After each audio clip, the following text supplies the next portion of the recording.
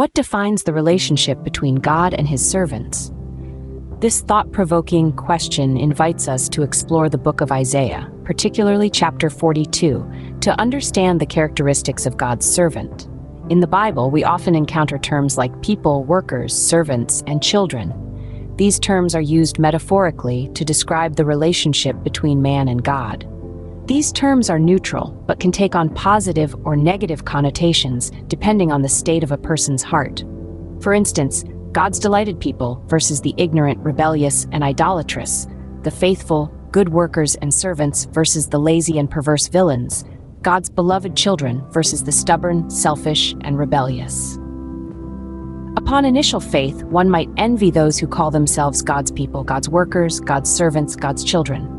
However, after reading the Bible, it becomes clear that the focus isn't on these external titles, but rather on a person's actions and whether they are pleasing to God. The book of Isaiah illustrates that even many individuals with various statuses, positions, or even those who are rulers of a nation, if they commit rebellious acts, they will face ruthless and cruel punishment.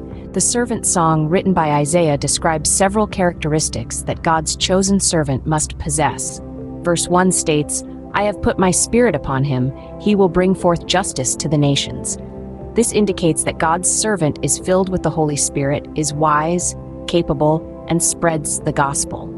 Verse 2 states, "He will not cry aloud or lift up his voice or make it heard in the street," meaning he won't be ostentatious or attention-seeking, but rather quietly and diligently fulfilling his duties.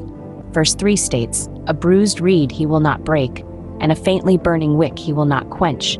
He will faithfully bring forth justice." This tells us that God's servant has a humble, gentle, and merciful heart.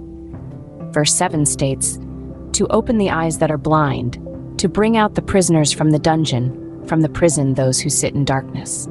This means that God's servant has the gift and ability to heal and liberate.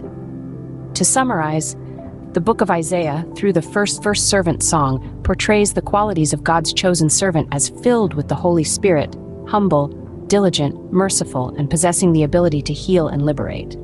Such a servant does not seek attention, but quietly fulfills his duties. He is gentle and kind, always ready to help those in need and bring hope and justice to the world.